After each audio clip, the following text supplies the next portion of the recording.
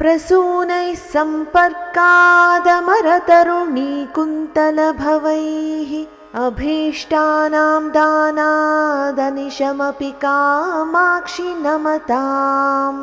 स्वसङ्गात् कङ्केळिप्रसवजनकत्वेन च शिवे त्रिधा धत्ते वार्तां सुरभिरिति पादो गिरिसुते।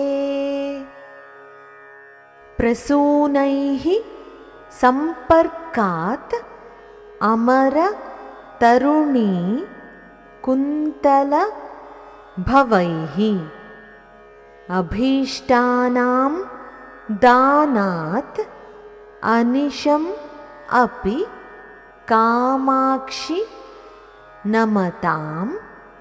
स्वसङ्गात् कङ्केळि प्रसव जनकत्वेन च शिवे त्रिधा धत्ते वार्तां सुरभिः इति पादः गिरिसुते। కామాక్షి, గిరిసుతే, శివే, నీ పాదపద్మం సురభి అనే నామాన్ని 3 విధాలుగా సార్థకం చేసుకుంటోంది.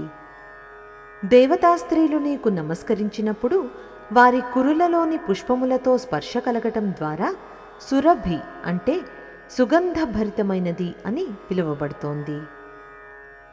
నిరంతరం నీకు నమస్కరించే భక్తుల కోరికలన్నింటినీ ఎల్లప్పుడూ తీర్చడం ద్వారా సురభి అంటే కామధేనువు వలె విరాజిల్లుతోంది.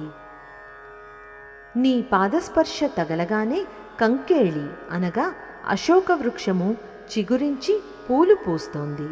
తద్వారా నీ పాదపద్మం సాక్షాత్తు సురభి అంటే వసంతకాలం వలె భాసిల్లుతోంది. ఇప్పుడు మరొక్కసారి శ్లోకాన్ని చదువుకుందాం. ప్రసూనైః సంపర్కాదమరతరుణీకుంతలభవైః అభీష్టానాం దానాదనిశమపి కామాక్షి నమతాం. స్వసంగాత్ కంకేళి ప్రసవజనకత్వేన చ శివే త్రిధా ధత్తే వార్తాం సురభిరితి పాదో గిరిసుతే.